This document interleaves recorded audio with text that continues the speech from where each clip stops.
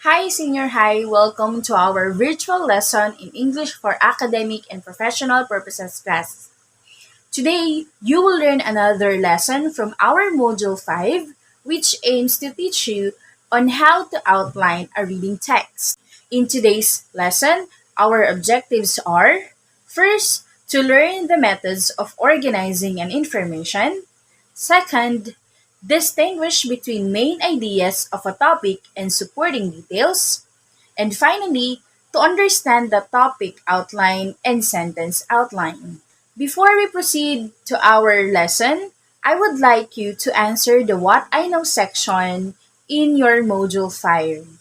This will give you an overview of what an outline is before you continue watching this video. As you study in your senior high days or even when you go to college, your teacher will definitely require you to gather different information from different sources like books, journals, articles, thesis paper, and alike. With various information that you would gather, sorting it will definitely amassed. And sorting information will enable you to organize ideas in a way that you better understand it. Example, take a look at this set of words. This set of words, just simply looking to it, will not give you any idea what this is all about. You will not see the connection. So these words may seem to have no connection with each other, but when you try organizing them in an outline, you will see the connections. That's helping you understand it better than it was not organized yet. Now take a look at this when all these words are organized in an outline. You will see that there is a connection among these words, thus helping you to better see it and understand the set of words than it was not organized before. Just remember that when you organize ideas, you have to organize it in a logical order or in a way that it will make sense. When we say order, it refers to the choice of what to present first, second, and third, and so on. Just like when telling a story, you have to make sure that you will tell it from what happened first or what is the most important detail. Just like in outlining, you have to organize the ideas that will be easily understood by anyone reading it. The question now is, how will you organize an outline or how will you organize your writing? There are three possible ways. First is chronological order, second is spatial order, and third is by order of importance. Chronological order can be used when you are explaining a history or an event that happened in the past, or it can also be used to tell a story or relate an experience. It can be used also to explain how to do something or to make something and to explain the steps in a process. For example, when making an outline about a historical event, you can use chronological order. When you are also explaining a step-by-step procedure of baking or any procedure that you would like to explain, you can use chronological order. Second is the spatial order. Spatial order helps the reader to visualize something as you want them to see it.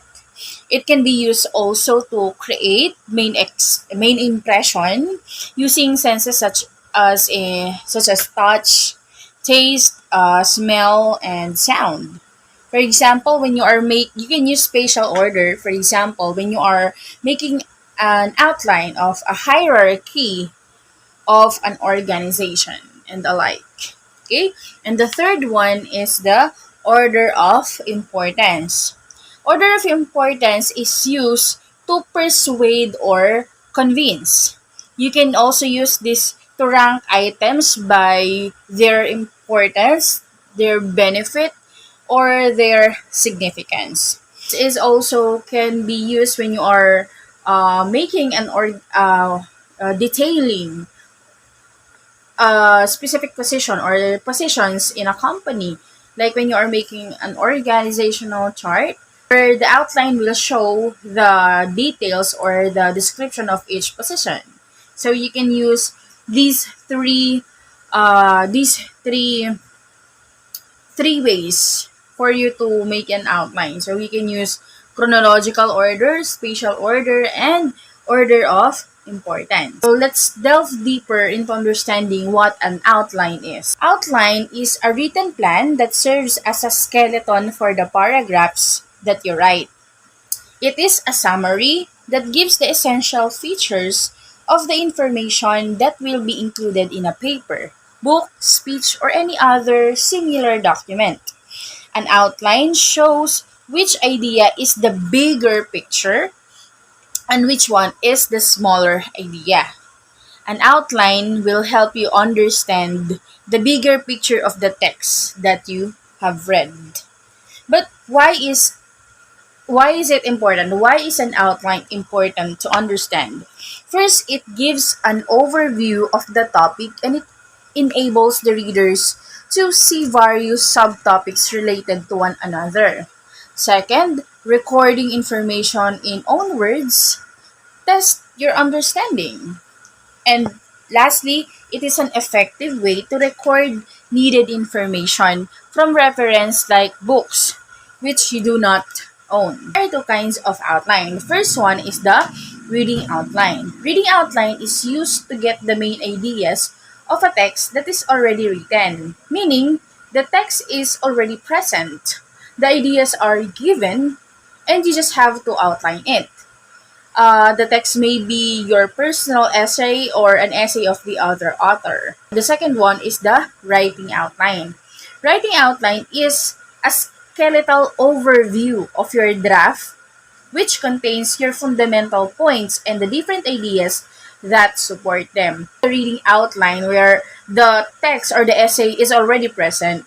In writing outline, the ideas are being planned before writing an essay, which means that writing outline is used before the whole text can be written. Like when you do the reading outline, you read first the essay or the text and then you do the outline. While writing outline is a plan for you before you, or is a plan outline before you write the text or an essay. And basically, the main idea or the main difference between the two is the source of ideas. When you outline someone else's work, you are trying to present their ideas and structure. When you outline your own paper, you will need to focus on your own ideas and the best way to organize them. Now, how will you write an outline? There are steps which you have to follow that will serve as your guidance to make a well-organized outline. So these are the steps. First, place your introduction and thesis statement at the beginning under Roman numeral. Second, use Roman numerals. To identify the main points that develop the thesis statement. Third, use capital letters to divide your main points into parts. Fourth, use Arabic numerals like 1, 2, 3, 4, 5 if you need to subdivide any A, B, or C into smaller parts such as illustrations and examples. Number 5 is use lowercase letters if you need to discuss a particular detail such as statistics, quotes, illustrations, or other secondary information. But you have to remember that this part is not required, but you may still include it in your outline if you want to elaborate it or it was elaborated by the author in his or her essay. And lastly, end with the final Roman numeral expressing your idea for your conclusion. Okay, there is a conclusion when you are writing an outline because an essay or a text should have its conclusion as well. So you have to remember that when you are writing the conclusion, there must be no added ideas because it will require you for another explanation leading back to another set of discussion rather than ending it to the conclusion. So again, remember, when you discuss the conclusion, there must be no additional ideas that can be put into it. Take note that this pattern can be both applied to reading outline and writing outline as well. Take note that this pattern can be both applied to reading outline and writing outline, as well as topic sentence and sentence outline. Now let us talk about the two systems of outlining. The first one is the alphanumeric outline and the second one is the decimal outline. Both outlines show how the big idea is related and separated to the small ideas. They only differ in terms of the sign or the symbol that represent the main idea and subtopic. The alphanumeric outline is the most common type of outline and it is organized or it is recognizable to most people. Alphanumeric outline uses Roman numerals that represent the thesis statement, capital letters for topic sentence, Arabic numerals for subtopics, and lowercase letters for more specific detail, as you can see from the given example here. While decimal outline is a system of decimal notation that clearly shows how every level of the outline relates to the larger whole. It uses Arabic numerals to denote the importance of every detail. Kindly take a look at the example given here. In your class, you may have to do outlining to organize presented ideas or to organize all your ideas intended for essay making. You may do an informal outline in which you have to jot down key ideas in order for you to present them. You can do this informal outline while you are listening to oral presentation in which you have to focus and listen carefully to get points relevant in proving your point.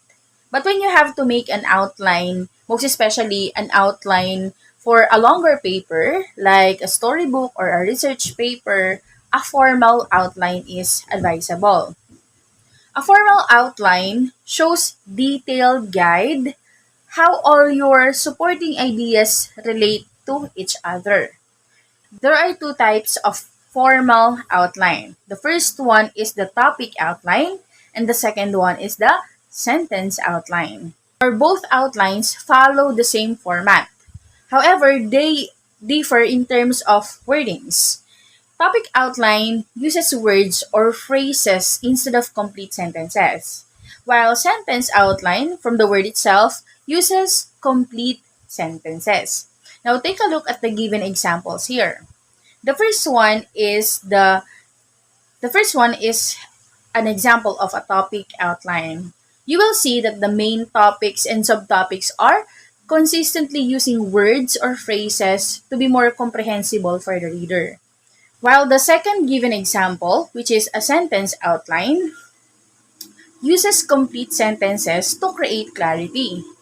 Sentence outline is commonly used when the topic discussed is complicated and require details. Now, in using topic outline, you can expand your ideas up to 6 levels depending on the length or how much it requires you based on the given text or essay. And also, you have to make sure not to end each entry with a period because, again, a topic outline uses phrases and words only. Therefore, it shouldn't use a period at the end of each entry. And while for the sentence outline, you can expand it up to 2 level or 2 entries only. Each each entry should be ended with a period since what you will write in a sentence outline is a sentence. So a sentence, for it to be considered a sentence, it should require a period at the end of it. Now, just remember that in making any of these outlines, whether topic outline or sentence outline, consistency is important. Okay? When you would use words or phrases throughout the process. And when you use sentences or when you make a sentence outline, use sentences throughout the process of outlining. Now that ends our discussion on outlining a reading text. I hope that you learned from this video lesson and you jot down notes in important details. So that's all for this session. Goodbye and thank you. Bye.